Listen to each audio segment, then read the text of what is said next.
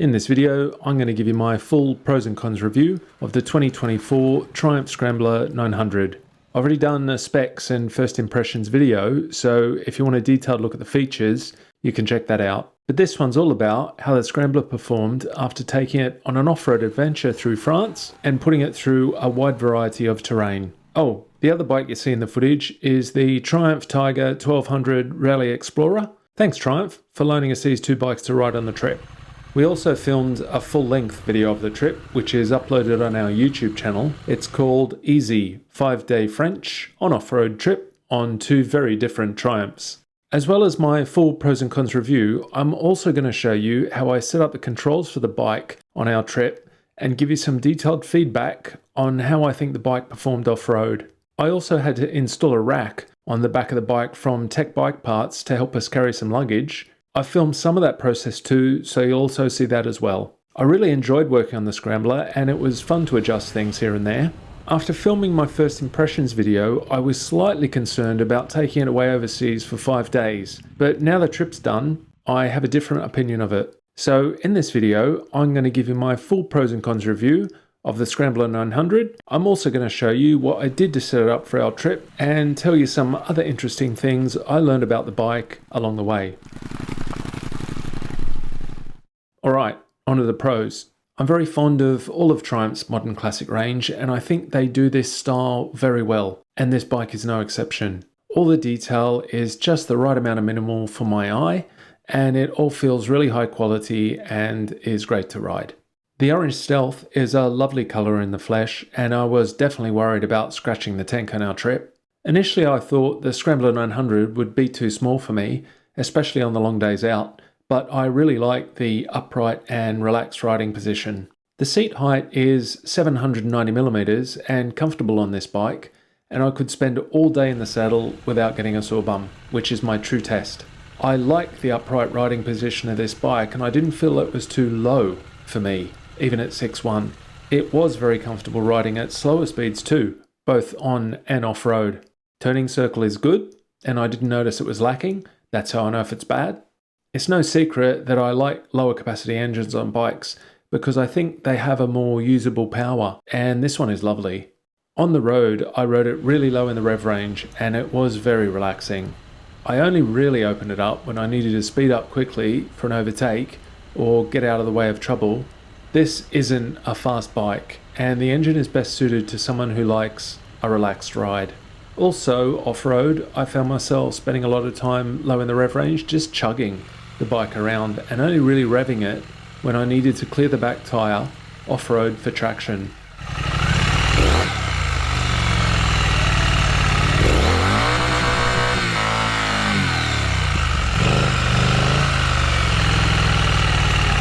RPMs are about 3,500 at 70 miles an hour on the motorway, and I didn't feel like it was revving hard at all.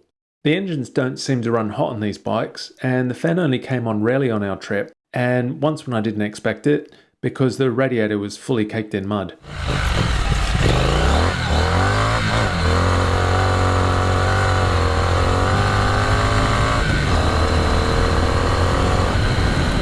When it did need to be revved though, the engine was fun, and the exhaust notes sounded great.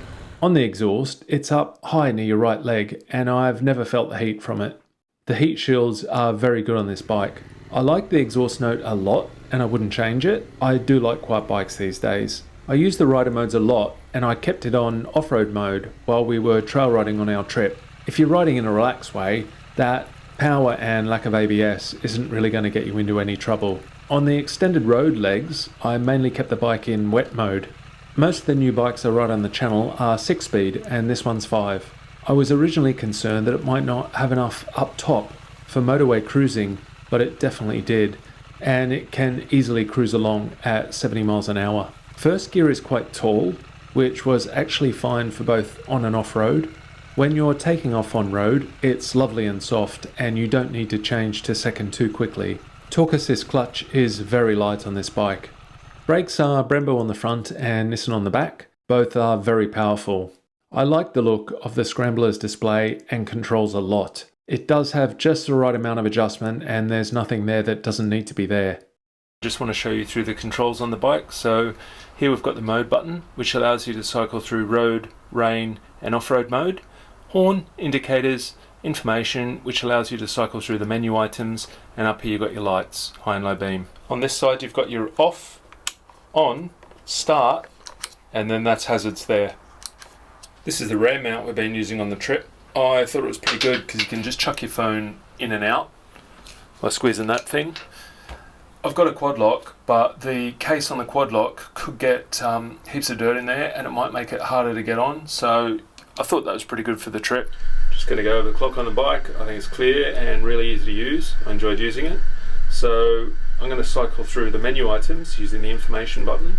So we've got miles on the bike, trip 1, trip 2, MPG, that's current MPG, so when you're riding along, average MPG, miles till empty, and then you've got time, and then RPM, traction control on and off. To turn it on and off, you hit the information button, turns it off, turns it on again. That's different to off-road mode, because in off-road mode it turns off ABS and traction control. So that one's if you want it off on the road, and then back to miles on the bike. Up here you got all your various warning lights, and then indicators, neutral light, and high and low beam over here. Steering locks on the key here, so you turn your handlebars and then you lock it.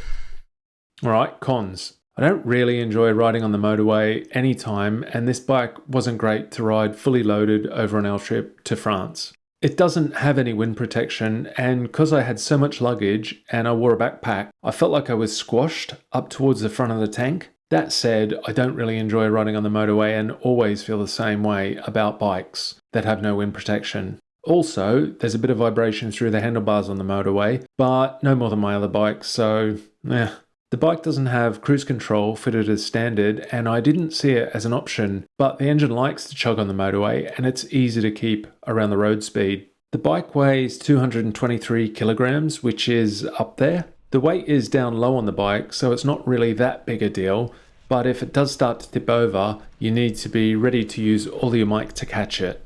Triumph used a steel swing arm and rims on this bike. Sometimes manufacturers use aluminium on these parts to make their bikes lighter. We didn't use the USB charger on the bike because it's under the seat, and to get to it you need to remove the pillion seat with an Allen key and then remove the seat with a key. So we opted for a battery pack in our pocket. A lot of people were keen to know what the fuel economy was on this bike. The tank is 12 litres, and I found I was filling it up when I hit 2 bars on the fuel gauge, and I had done about 80 miles. But then it would usually take about 6 or 7 litres, so it could do a lot more on one tank. Some owners feel that the tank is too small for the bike, but I didn't find it was an issue on our days out. I actually really liked the suspension on the bike and thought it was spot on for the bike's intended use. I did find limitations on the damping, but only when I pushed the bike really hard, which I'll go to in a bit. I changed the preload settings on the rear shocks and settled on 2 clicks of preload for normal riding without a passenger or luggage. Wheel sizes of 19 front and 17 rear were good for the mix of on and off-road riding we did. The tyres on the bike were actually really good. Although they were stock, they were only really out of their depth when they were full of mud. If I owned the bike, I wouldn't change them, and I probably just wouldn't ride the bike in the amount of mud that we rode it in. While I was working on the bike, I was using Triumph's online manual. It's simple and easy to understand, and it's a good reference to have.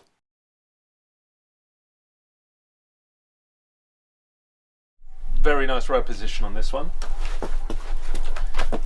Suits, it's so comfortable, but as I've mentioned before a lot, the exhaust, come and have a look, Jace. See how my leg hits that and my foot's sort of facing in a little bit. Ideally I want my foot to be straight like this. I'd want risers on this too. I have risers on all my bikes for that reason, so I like to be up quite high. But the ideal situation for this one was sat down, very comfortable. Definitely get a guard for this radiator and an extender for that mud guard there to stop the muck being thrown up into the radiator. That just affects the cooling. And although the engine doesn't run hot and was fine with mud on there, it's not ideal. Bash plate was good. I did notice though the foot pegs are quite low and there isn't loads of ground clearance, so they were hitting the sides of ruts sometimes, but generally, you know, you just choose your line accordingly, and if the rut's too deep, you just don't go that line and turn around, which we did a lot. I also felt my leg was scratching the exhaust, but it seems to have stood up pretty good. No scratches on there. I was worried about scratching this tank and we didn't. Although it's not super clean as yet, it looks pretty good and I think will come up nice. The gear lever is slightly bent. That's just from being in a deep rut and it hitting the side and, you know, just bending that up. That'll bend back. There's a big void in here as well, which I've noted before, and we just washed the bike and heaps of mud came out of there. This back brake is quite vulnerable as well to rocks, and you know, if you're in deep ruts, you don't want it to hit that. Also, riding along, I was worried that my leg was scratching this number board, but seems to be okay. Boots and calves do rub on this thing, and you can see there's wear marks there. So suspension on this, I noticed that when I first rode it near my home, the forks feel like just the damping when you're going over in you know, drier weather. You notice this more, maybe not so much in the wet, but I felt the forks were traveling too fast, had too fast a rebound. So like when you're going, I know I was probably riding the bike too fast for what it's meant for, but when you're going and the forks are chattering, the front wheel will be leaving the ground and you won't be getting traction. If it's got slightly better damping in there, the front wheel's going to track the terrain a little bit better.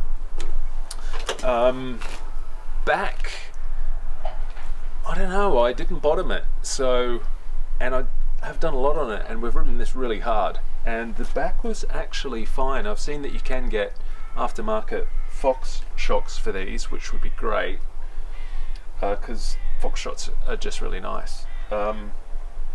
If I owned it, would I buy them? I don't know. I'd probably do some work on the forks first and then see how I went, but if I owned it, I probably wouldn't be riding it like we've been riding it.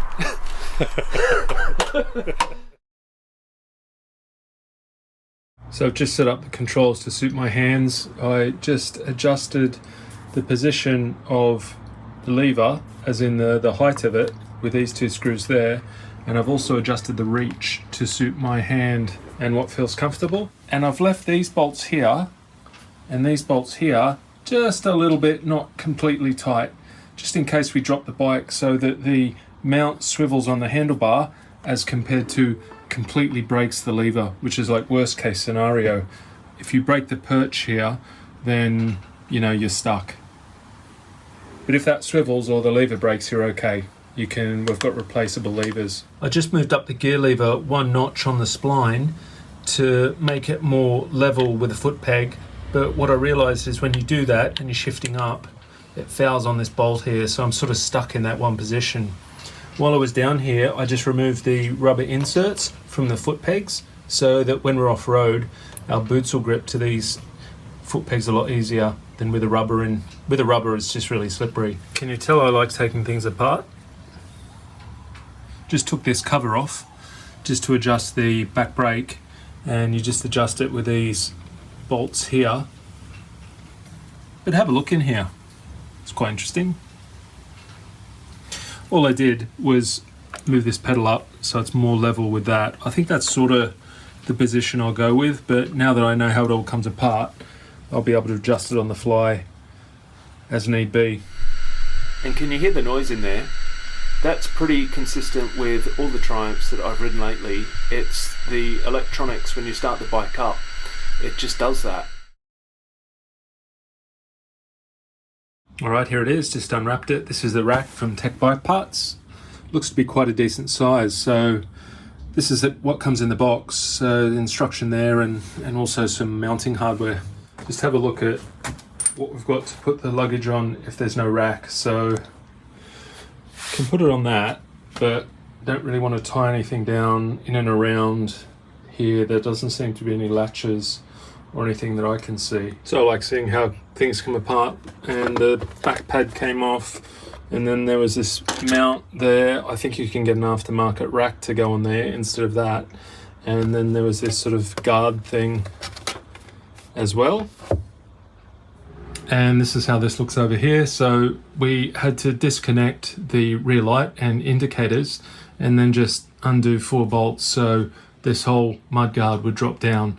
And here it is all fitted up. So TEC supplied longer bolts here, and there's bolts under there, this one and one over this side. Bit of a fiddle to get in because they don't have bolts in there, but I put a little bit of WD-40 in there and then screwed them in and then made sure they were fairly tight, so they should be good. And there we are, all fitted. Looks good. So TEC reckon don't exceed 6 kgs on the back there because the weight's so far back that it's going to affect how the bike handles. I have noticed that there's some really good rails here that we can use to tie stuff onto. There isn't much surface area on that seat there, but we'll see how we go. This is interesting. This is my tools, compressor, a few spares, and my rain kit.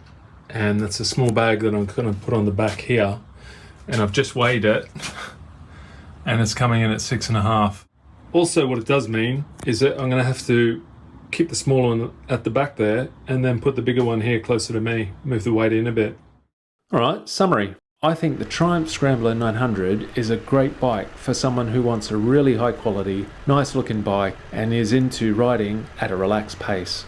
It's a solid all-round package with a lovely engine and great handling. It's got minimal downsides and the geometry works for both tall and short riders. For day-to-day use, it's well suited for all types of relaxed pace road riding, aside from long motorway miles, given its lack of wind protection. While it can manage mild trails and very light adventure riding, I wouldn't put it through the tougher off-road routes we did on our trip if I owned it. It's so nice, I wouldn't want to drop it or scratch it.